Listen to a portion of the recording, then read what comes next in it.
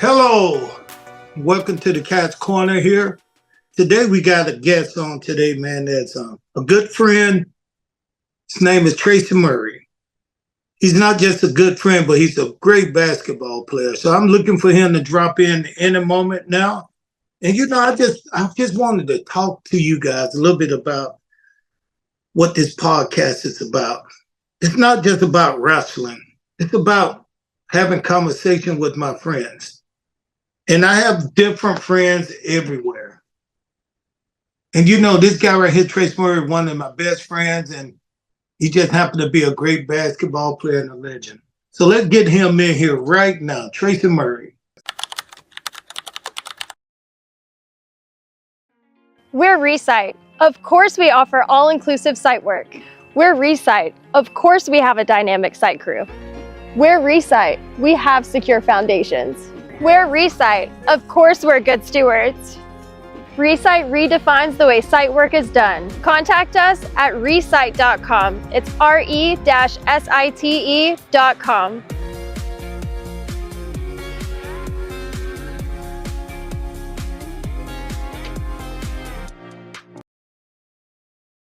Tracy Murray. Tracy, what's up? Tracy, we already going too. I've been talking about you for the last 20 minutes, telling people how great you are and what a good friend you are to me. And I wanted to do this interview. We did an interview earlier, but I just wanted to do it again, man. I just wanted to do it because that was so good. I don't even want to put that out. I want to keep that for myself. Brother, you doing good, man? Man, I'm doing great, man. What are you up to, Tracy? How's things with you? Man, everything is hyperspeed now. We just started prep school this last week, so this is the first full week this week because of the holiday last week. So I got both of my girls in our prep school, Prodigy Prep. So tell me about the prep school, man. Since you want to start out there, I mean, how did you guys get this thing going, and who idea was it? Well, my brother Cam. It's his idea. He's had Prodigy, his AAU program, for over 20, 25 years. That consisted of training AAU tournaments and different teams and stuff. And we have, a couple of NBA guys, Jordan McLaughlin, Kessler Edwards, and Omari Moore. And we're unsponsored. So this is kind of a grind without sponsorship. So he decided that one day, him and his wild ideas, you know him very well. Yeah. And he's like, okay, you know what? I want to take it to another level. I want to get a prep school. So last year we started Prodigy Prep, and it was a very good first year. It was when you're going through the first year, it's a lot of bumps and bruises and trying to establish things. But once it got going, it was really smooth. Now we're at the beginning, bumpy stage again with new students, trying to get them on the same page with how the workload is going to be. So, Trace, let me ask you something, man. Talking about a prep school, how do you get the kids in, and what kind of kids attend a school like your school? Well, Prodigy Prep is a basketball school, but we have a high emphasis on academics. You have to know how to be an independent study type of student. We're setting them up for college, basically, because that's what it's turning more and more into. These kids with the NIL deals and stuff like that, they're becoming more and more celebrity. So they can't go in active classes anymore.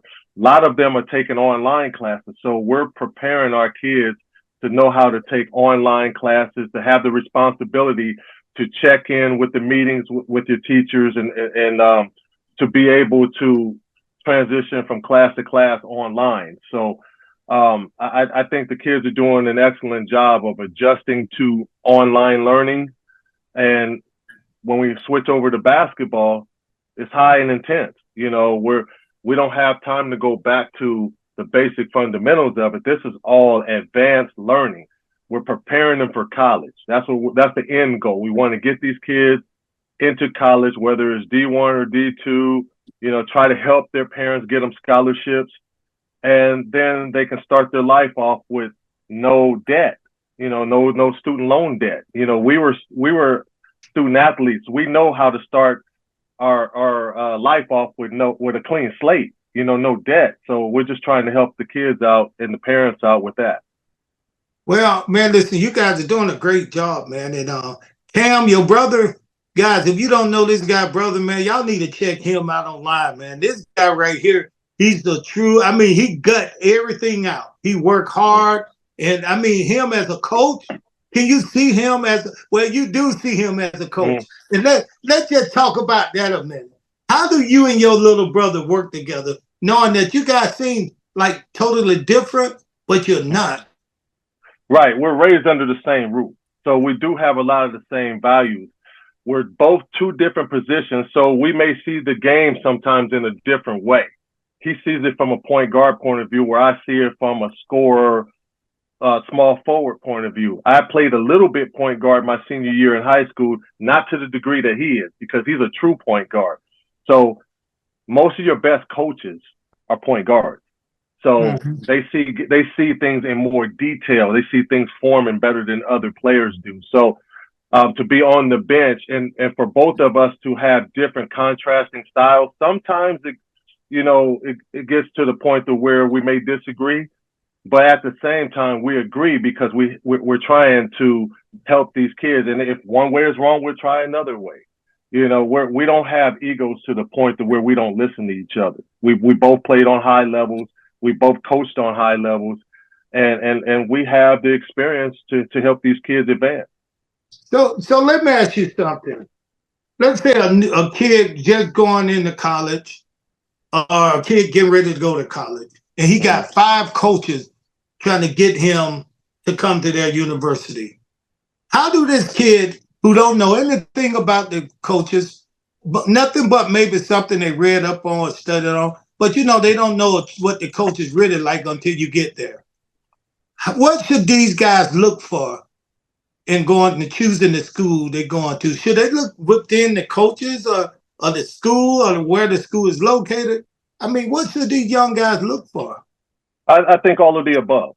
You look, the coaches are going to romanticize you until you get there. Now you see the real coach. Now you signed on the dotted line. Now it's time to, get cracked. The whip is going to crack, and you got to get in line now, and you got to start proving why you're under scholarship. So you're going to get the real coach after the first couple of weeks you get there.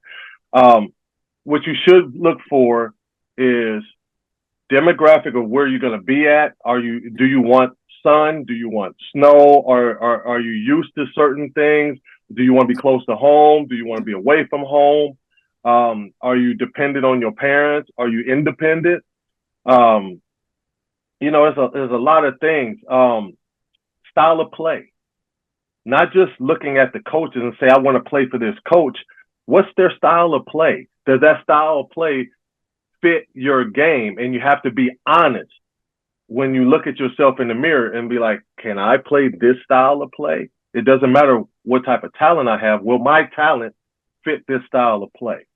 And I think that's where the happy marriage comes in. If you can fit all of those things in the place you found your school. Well, how about if a kid decided, hey, this is the school I want. I like the coach. I like the location. So I'm going here. Now, 1 year in, this guy haven't got off the bench yet. And he used to playing. Now, should this guy start looking, which what they do now, do this guy start looking to relocate? Or does he get bear down and put more time into his practice? Well, this is another thing that you got to look for during the recruiting process. Look down the roster. How many freshmen and sophomores do they have that's in my position? Because honestly, that's who I'm sitting behind when I get there. I got to try to take those guys' spots to move up the depth chart, right? So you have to look at how many freshmen and sophomores are there. If there's juniors and seniors, you only have to deal with them for 1 or 2 years. Freshmen and sophomores, you got to deal with them the whole time. So that's part of the process when you're picking the school. You got to look and see where you are on the depth chart. They're going to tell you you're great. You're going to be splitting time with this person, or they're not going to tell you, if they tell you you're going to start, they're lying, unless you're the number 1 player in the country. They're lying. Otherwise, you have to earn your position. So who are you going to earn it against? So don't go there thinking that, okay, they say I'm better than this freshman. They say I'm better than this sophomore. They're both in your position. They have more experience than you in that position. So that doesn't make you better.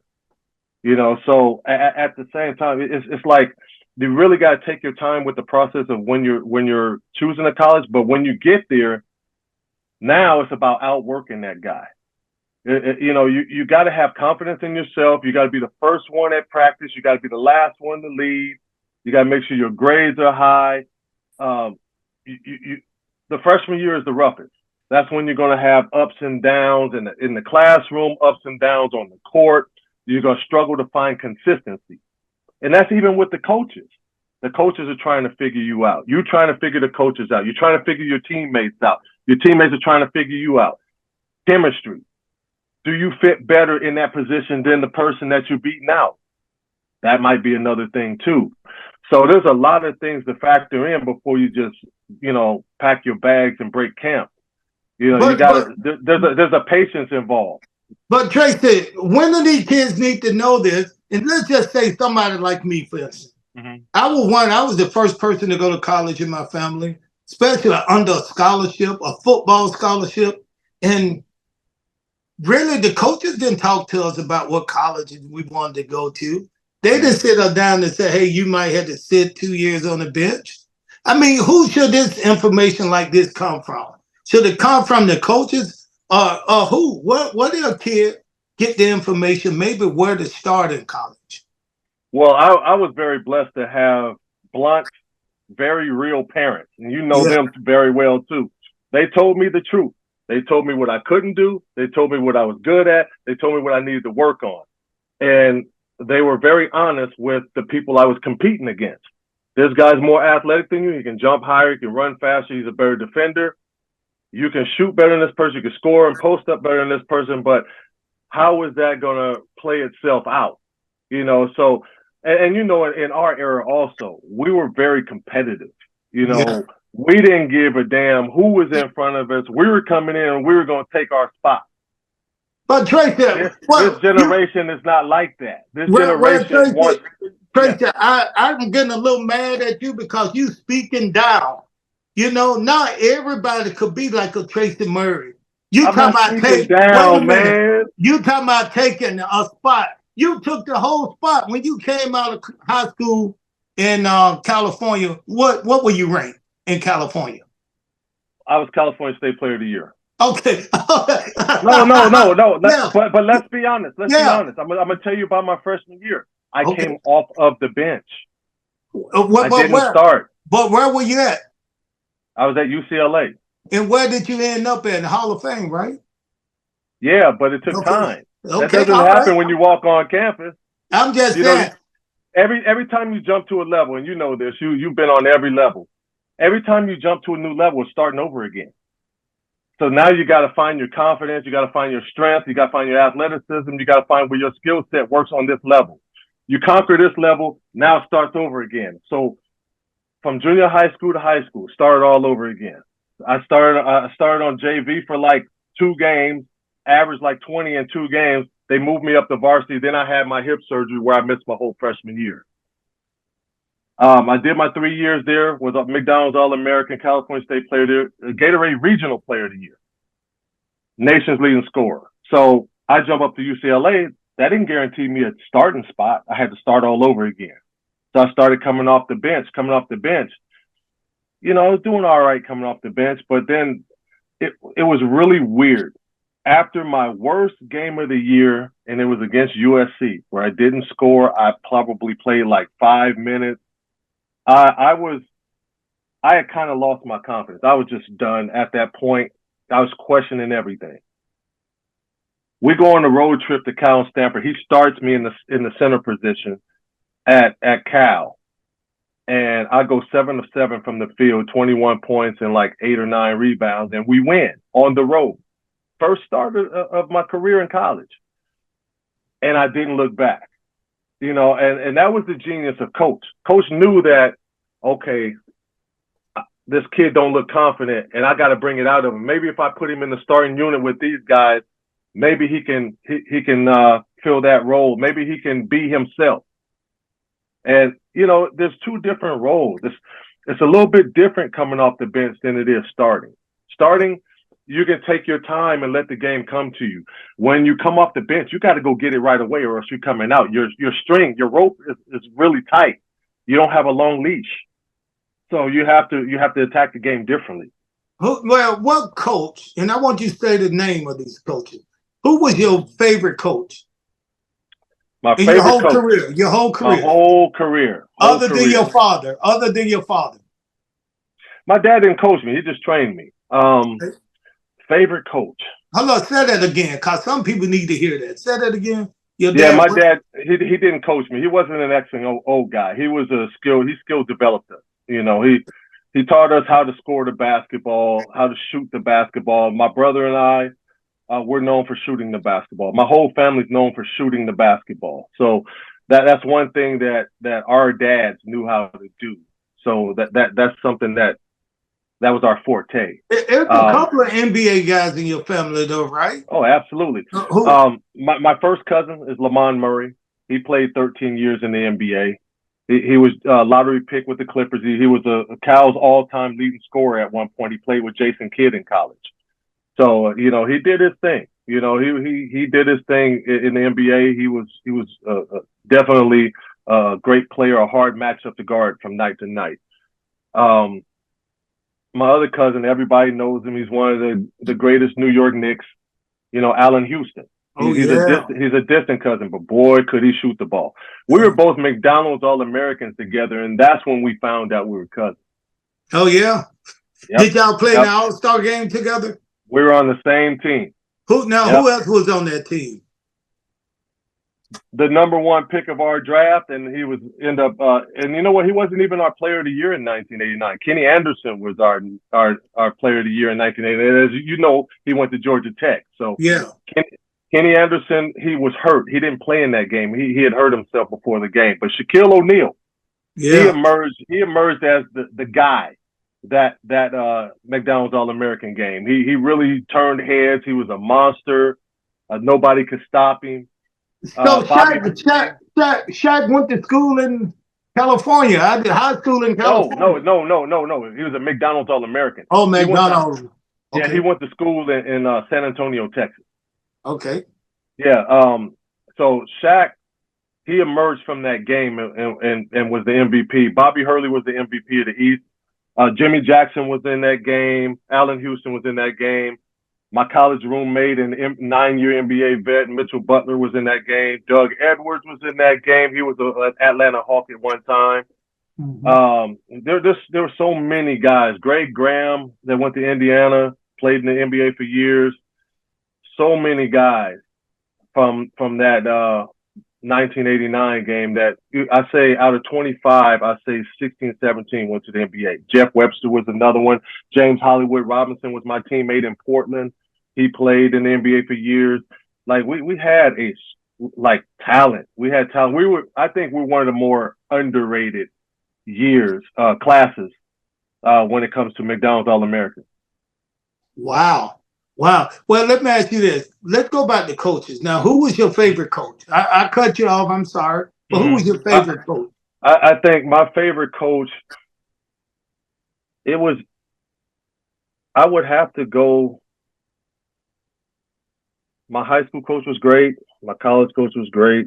The NBA, there are two NBA coaches that allowed me to play. Those are the ones that are going to be high on my list. But there's one guy that taught me at a young age that my dad put me with. His name is Joe Dunn. He passed away a long time ago, but he was patient with me. I had just joined his AAU team. We were called the Road Runners. This was when I was in 7th grade. I was the best shooter on the team, but I was the tallest player on the team. He taught me how to play inside. If I didn't learn how to play inside at that age, I wouldn't have been the player that I was, because it helped me so much through high school. The faster, quicker, athletic, lean guys, I took their behinds to the block and I punished them. The big, strong, burly, strong guys, and they used to put football players on me all the time, I took them outside because they couldn't handle me outside. So I was able to counter because he taught me how to be effective and efficient on the block. He taught me footwork on the block that I didn't know before. So hats off to Joe Dunn and everything he taught me, because it prepared me for my great high school coach and Jim Herrick, who won the 11th national championship at UCLA, and Brendan Malone, the late Brendan Malone, God bless his soul. He was the first NBA coach that said, go play. Don't worry about your mistakes. Go play. And then after that, Bernie Bickerstaff came in Washington and allowed me to play my game. I was coming off the bench that year, but he allowed me to play. So shout out to those 4 coaches. Well, let me ask you this. They showed you how to play basketball. Mm-hmm. Who taught you? And you can't say me, but who taught you how to be a rich NBA player? Who taught you how to do what? Who taught you how to be a rich NBA player? Come on, Tracy. No. These kids today are rich NBA players. but in your time, Tracy, when you think about it, you went from high school to NBA player making pretty good money. Listen, I told you, I came to your house in California, and I thought it was a community. I thought it was a whole neighborhood. I didn't know what that, listen, I didn't know what that TM stand for on your gate. I was like, what's TM? Hey, Tracy Murray. That's called finding the right property at the right time. That's all that was. But that was my first time out to California. Who were some of those people in your neighborhood? Shane Mosley was around the corner, but you got to.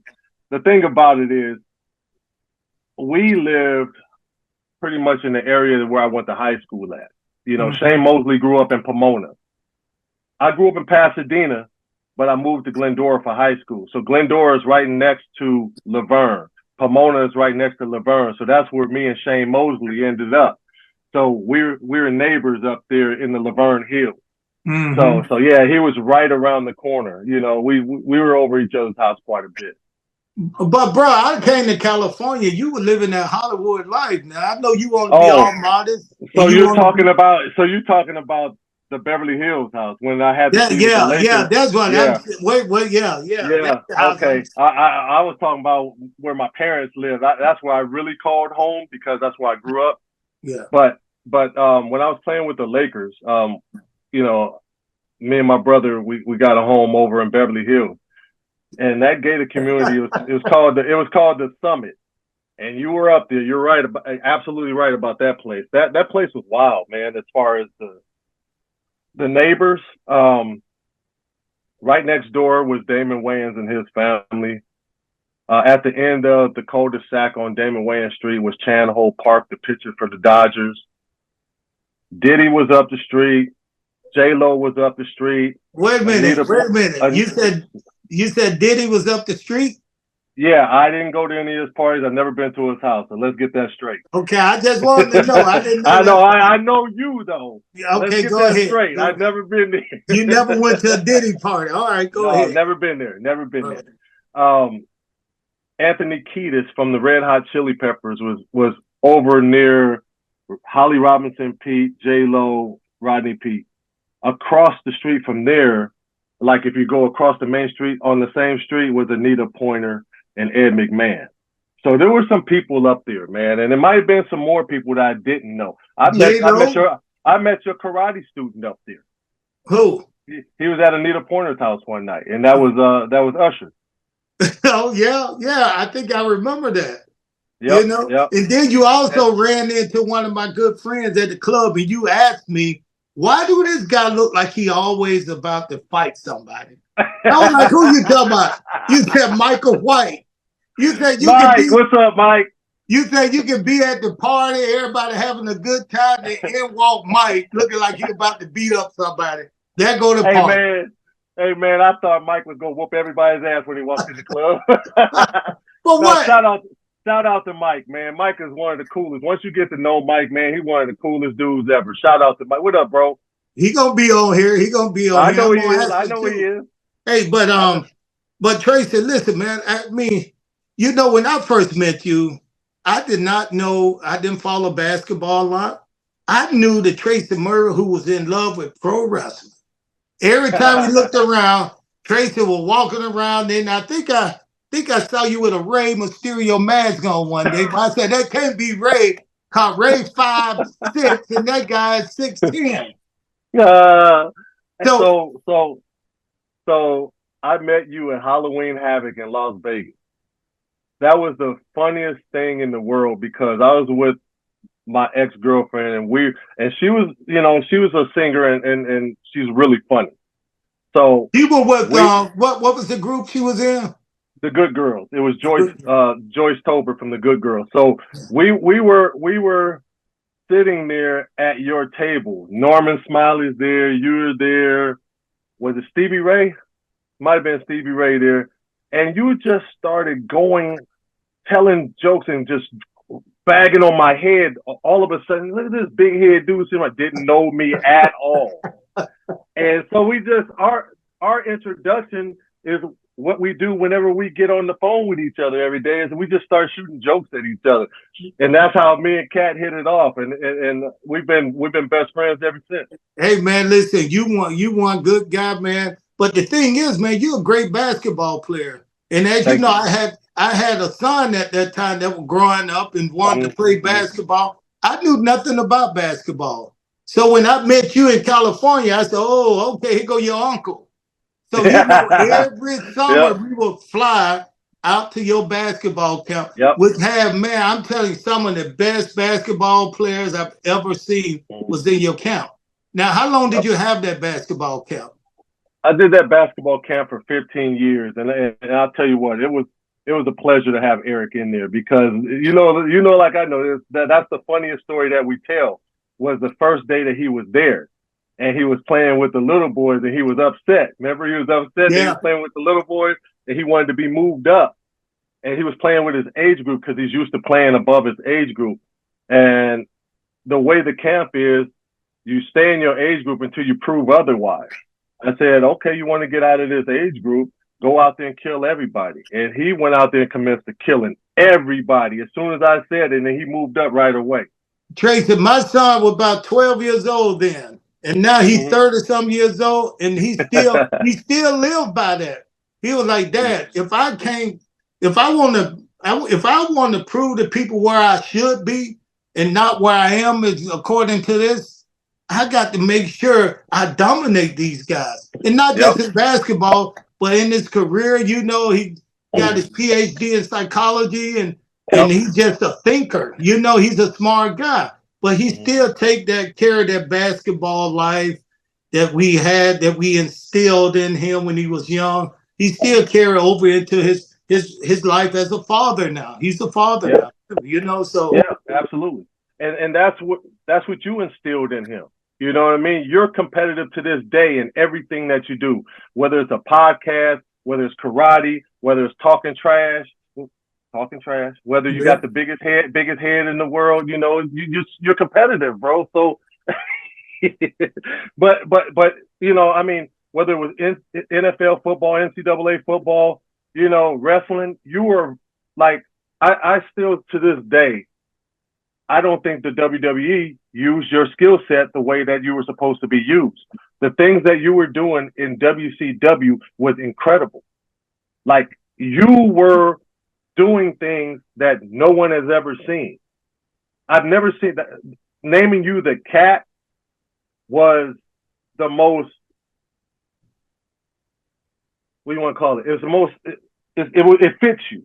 Yeah. You know what I'm saying? Yeah. Because I've never seen anybody at your size run to the corner, jump off the mat to the top rope, turn at the same time, jump off of there and kick somebody in the head. That's never been done. You were doing stuff that has never been done. And WCW understood your value. WWE didn't. Why? But you know why, Tracy? You know why? Yeah. Because of the split, the merger. I'm the kind of guy, if I sign to do work with you, I'm going to do the work. That's what I'm going to do. But WWE wasn't about that. People think these stories about Vince McMahon, they just started you know, when 2 years ago, 3 years ago, in Mhm. order to go and be used like you want to be used or should be used in WWE, you had to do some ass kissing. You had to do some begging. You got to please put me here. I said, listen, I've made my money. I want to come here and I can make it here too. I can get over as a character. But Right. these guys, I'm not gonna beg you to put me in place. But I had a Yeah. great time. I had a great time. Yeah. Oh no, no. I mean, you're just not going to join the Vince McMahon Kiss My Ass Club. That I didn't. I was listen. I was ready to quit if that kissed my Right. ass and came up. If he asked me, Right. I was ready to leave. Even if Right. my boy would have did that stink face. I told him before Right. I would took that stink face, Tracy. And you know, Rikishi is my boy. He's your boy Yep. too. Yep. I was Yep. like, I love you and everything, but I can't take this stink face. I see you. I'm going home. Yep. Yep. Yep. I No, just wasn't into it. but the thing that was cool about that is you didn't compromise who you were to be your character. You don't have to. You're talented. You don't have to. They just got to figure out what angle and what storyline they want to put you in, and you will execute that. Yep. You have. You was about to be, and I'm pretty sure. I don't know if you told the story. I mean, we talked about it. I knew about it. You was about to be in a program with Hulk Hogan before the merger. Yep. Exactly. You know, and when when a company is going to put you in a program with Hulk Hogan, that means you are that guy. They're looking at you as this dude can pull it off. Mm-hmm. We can get behind him to lead the company. And I thought that would have been dope to see you have a storyline with Hulk Hogan. Well, you know what, man, that's good to say. And but right now this interview is about you, Tracy. You're the guy people want to know about. Listen, I'm telling you, if you guys have never watched somebody shoot the ball like a real sniper, I came to a game and it was Toronto versus the Hawks. My first time watching you play, and it was you and a guy with a gray patch in his head, the gray patch of hair. And y'all two shot the ball like I've never seen anybody shoot the ball before. Never. I've never seen anybody shoot like you. Dude, what was that guy named Dale? Dale Curry. Oh man. Oh yeah, No. Steph's dad. Hey, Tracy, I was impressed. I remember sitting there and all of a sudden you must say something because the whole bench for Toronto turned around, looked at me and said, Cat. And then I was doing the game. So I kind of got into the game. I said, I've never seen guys come off the bench. Like I said, Trey, and you came off when? Before Dale or after Dale? It depends on the game. Sometimes I would come on before him. Sometimes I would come on after him. It also depended on foul trouble, who we were coming in for, who Coach Wilkins decided that the matchup would be better for. So we came in according to whoever, you know, in that game. I don't know who came in before who, but when we're both on the floor, you got to pick your poison. Well, let me ask you this then. Because you're such a great basketball player. You was a great basketball player. You probably a really, really good coach right now.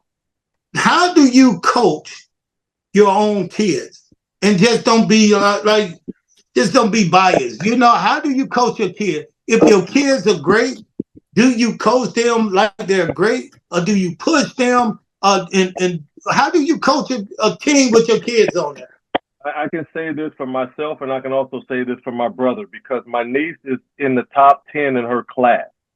So she's really doing her thing. We both coach our kids extremely hard, because if we're coaching our own kids, you got 9, 10 other kids are going to see, and parents that are going to see, how are you coaching your kid compared to their kid?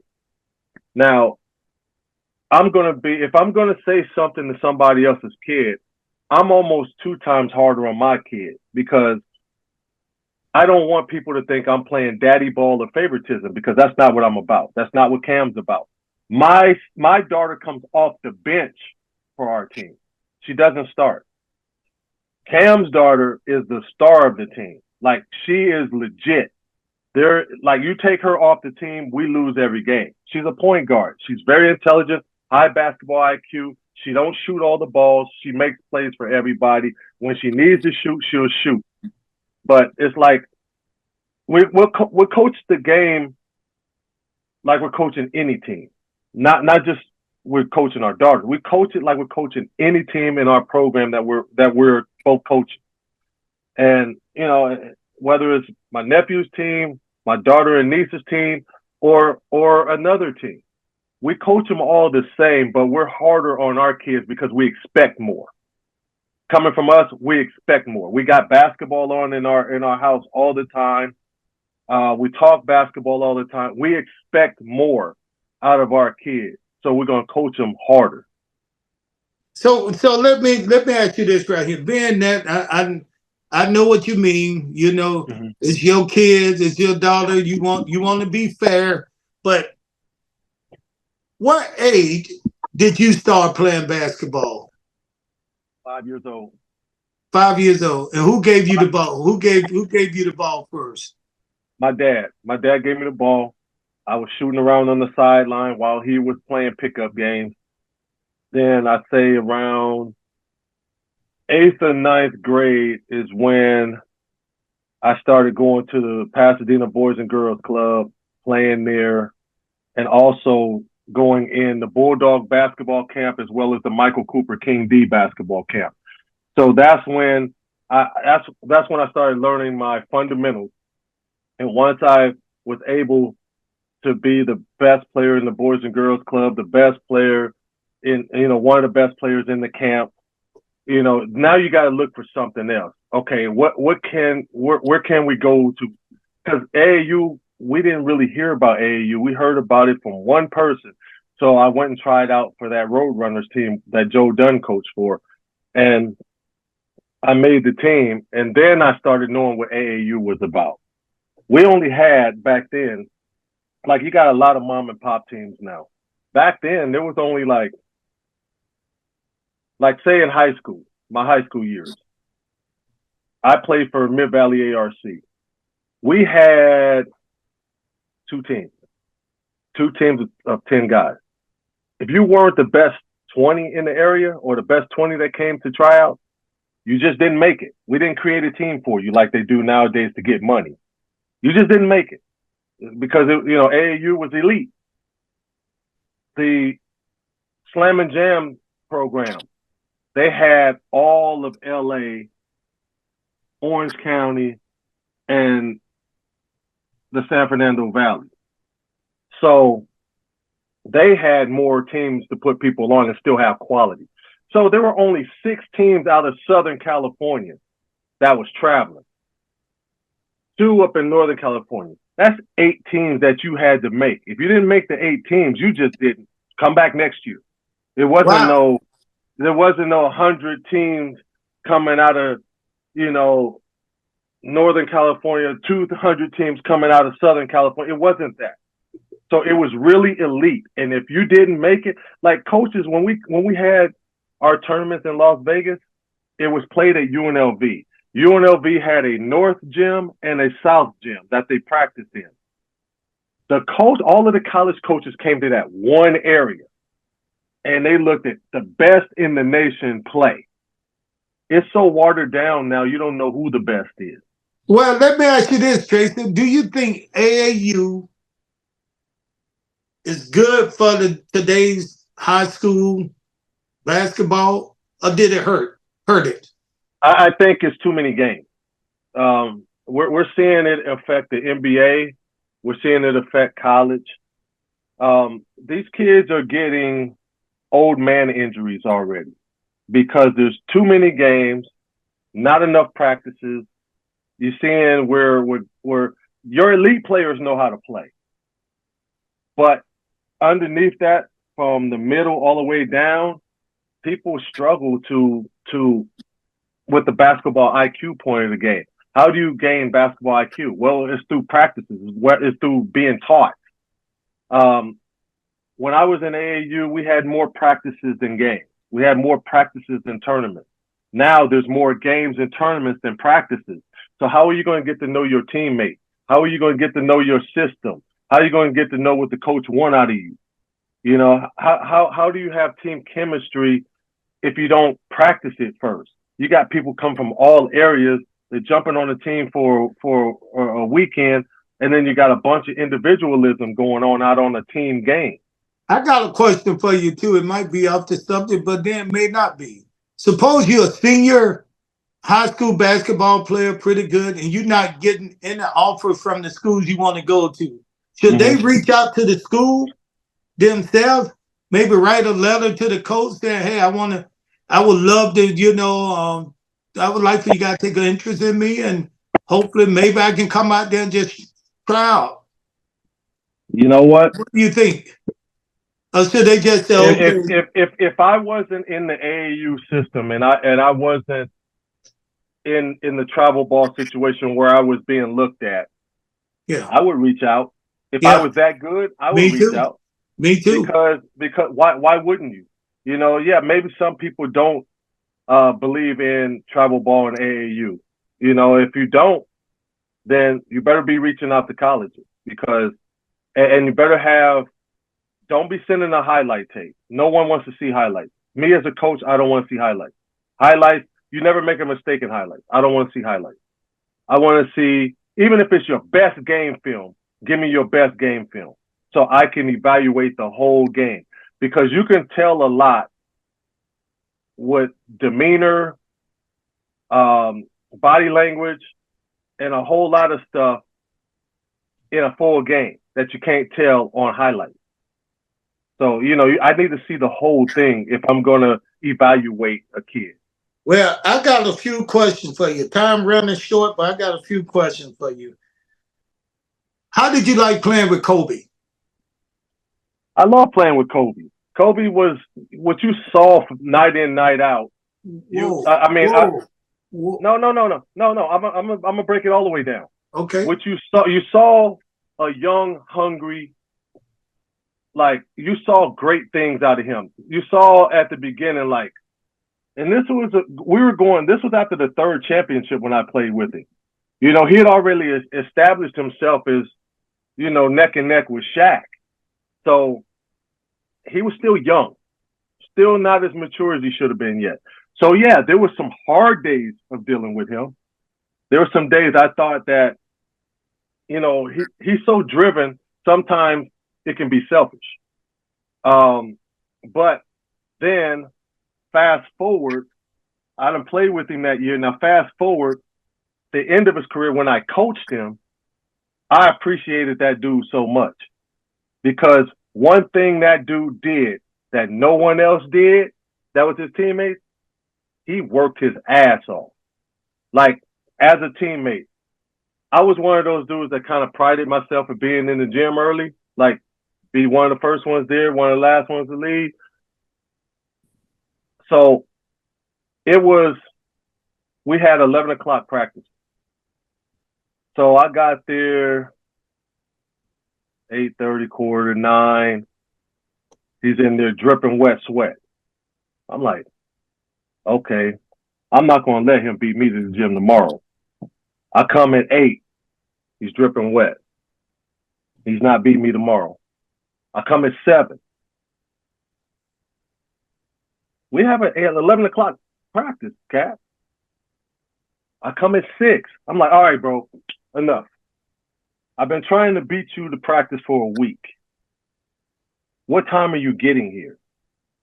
He said, I got here at 3. 3 a.m. You got there at 3 a.m., Cap. Wow. We don't practice until 11. He was there at 3, 4, and between 3 and 4 all the time. There was no way in hell I was going there at 3 or 4 in the morning. Wow. This dude worked. This was his attitude. If I work my ass off and no one is working as hard as I am, they shouldn't question me about the shots I take. I understood because I was that guy in high school, and I had the same problem with my high school teammates. They want to go to the beach when I'm working. They want to hang out with and go party when I'm working. Don't say that when I'm taking my shot. So I understood where he was coming from. So I didn't, where I was maybe caught in my ego a little bit when I was in the league. As a coach, you appreciate his dedication to the game. You appreciate what he gave to the game. You appreciated his 20 years of loyalty to the Laker program, Laker organization. You know, he had, what, 4 or 5 world championships. It's like, dude went and did his thing, man. And it's just unfortunate that he's not here to get the flowers that everybody is giving.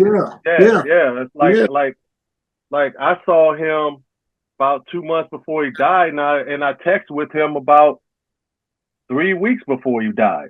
And you know, it's like, it was about his daughter and how well his daughter was doing. I actually saw him in my area in Ontario at Ontario Christian High School. He was watching his oldest daughter play volleyball. She was in a state playoff game. So that's when I caught up with him and sat with him during the game, and we caught up a little bit. I didn't think he was going to be gone that fast. Well, hey, nobody thinks like that. But now let me ask you about this. I know you thought this through. How many points did you score against Michael Jordan? Against Michael Jordan? It wasn't him individually. Well, he was on the team. I've had some like Chicago. I played well against Chicago. I averaged 18 a game off the bench for Washington when we played them in the playoffs. And when I was on the inaugural year, the Toronto Raptors team, the very first year, they came in the Sky Dome and we beat them. We beat the 72-10 team. They didn't talk about it on The Last Dance. I know why. Who wants to talk about the Toronto Raptors, who you wasn't supposed to beat, you know, who you wasn't supposed to lose to? Who wants to talk about them? But I had 23-12 on them in that game. My dad always taught me, make your name on the big team. So I always play well against good teams. It's just like, just going back to Kobe for a minute. It's just like what he said.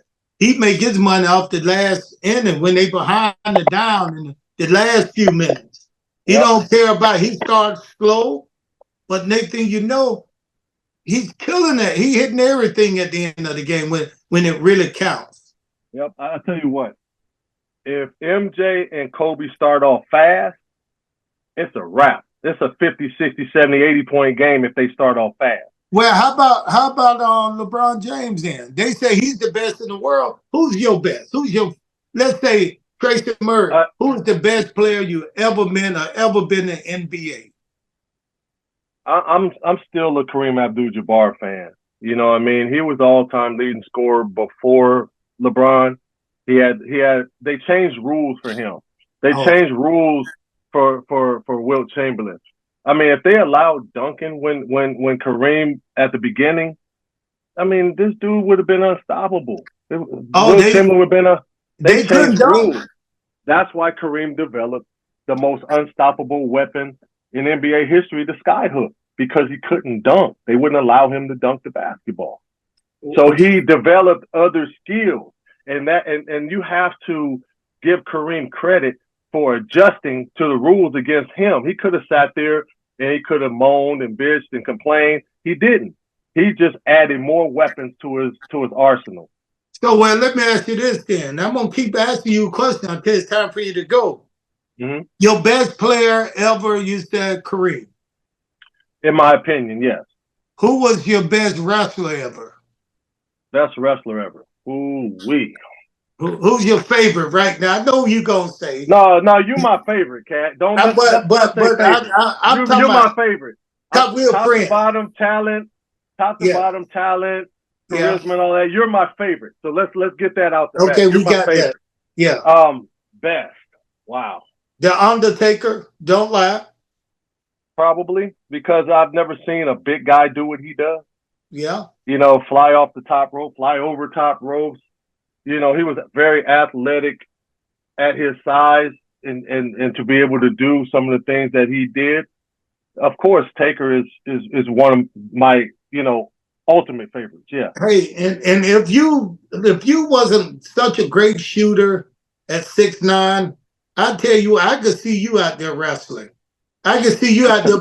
And another thing, Tracy, even though we get a lot of different all stars, basketball players, celebrity actors, and just we get a lot of celebrities that hang out back in the back. Tracy, Mm-hmm.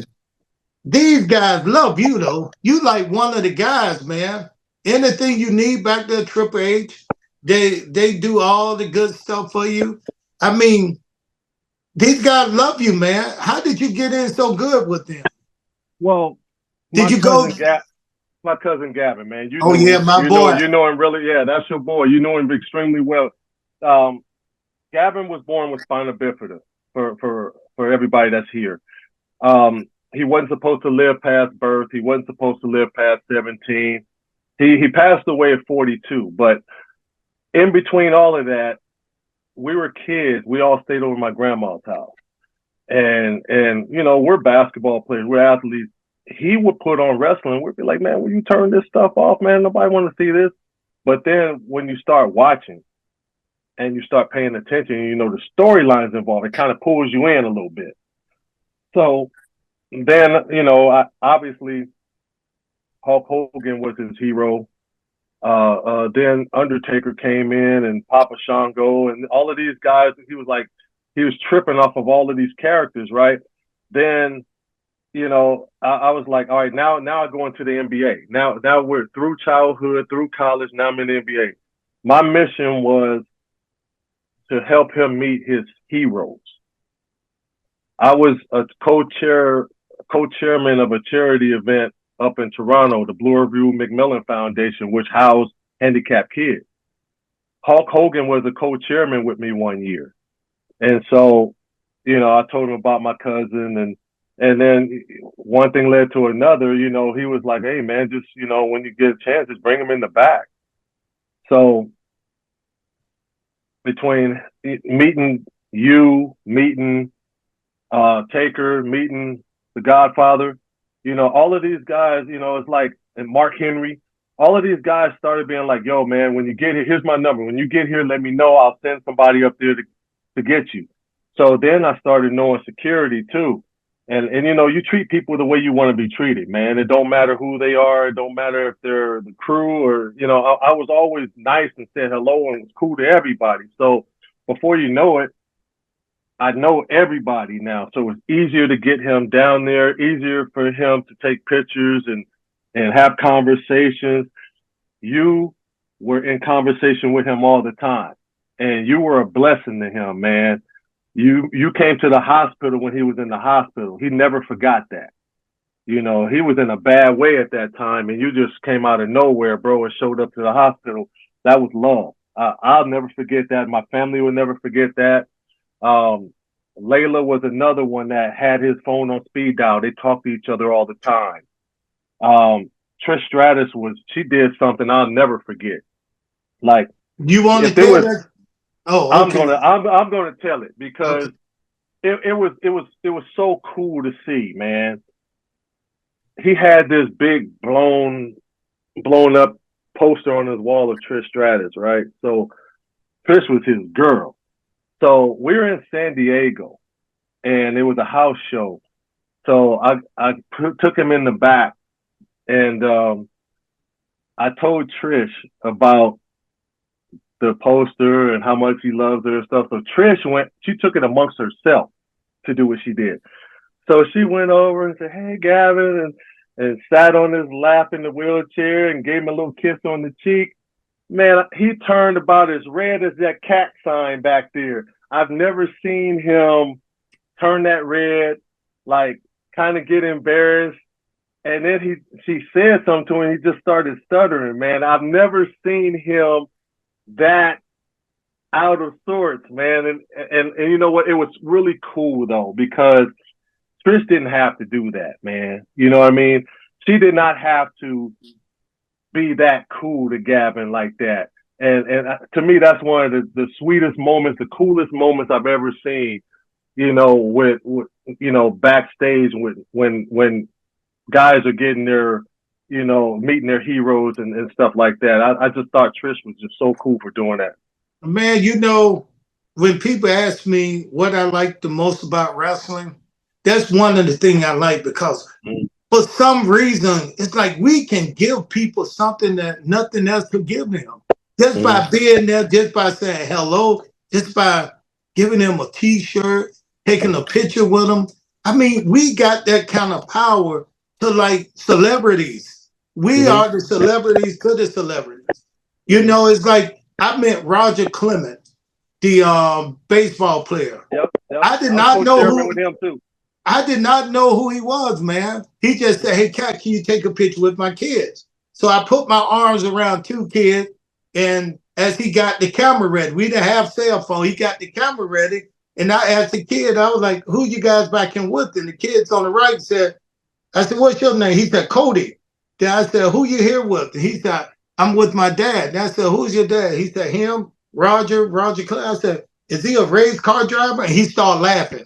The kids started laughing, right? He said, "No, he's a baseball player." So anyway, we took the picture, and the kids went on. Then about 3 years later, Cody, the kid, his son came up and said, "Hey, Cat, you remember you thought my dad was a race car driver?"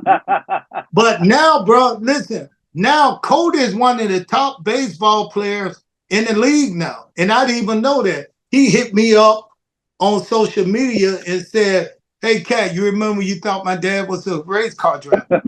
It's just good what we could do Right. as you know, a pro wrestler in the business that we have. It's some good we can do. Some of us do some bad stuff, but it's good, Tracy. And Tracy, man, listen, I want to thank you, man, because I know you say you got to get your kids somewhere, but I told you we could do this all the time, Tracy. Hey, we needed part 2, part 3, part 4. Whenever you need me to come on, I'll come Bro, on. all right, man, listen. I got so many questions I didn't even get to that would have been fun. It was gonna lead up to something, but heck, this was good right here. Stop it, dog. Okay, yeah, we didn't even get to that. We'll get to that next time. We don't want people to we don't want people to think we just pissed away our good young days. We want to do it. Come on, man. We got some story about the LA clubs, the celebrities, and all the parties you and Kevin Hart used to give. Man, it's a lot we got to talk about. But Tracy, thank you, man. And you know, we looking forward to seeing you on here again, man. Hey, Cat, we got to do it again soon, man. Love you, brother. Love you too, brother. And take it easy, Big Tracy. Oh, yeah, you too.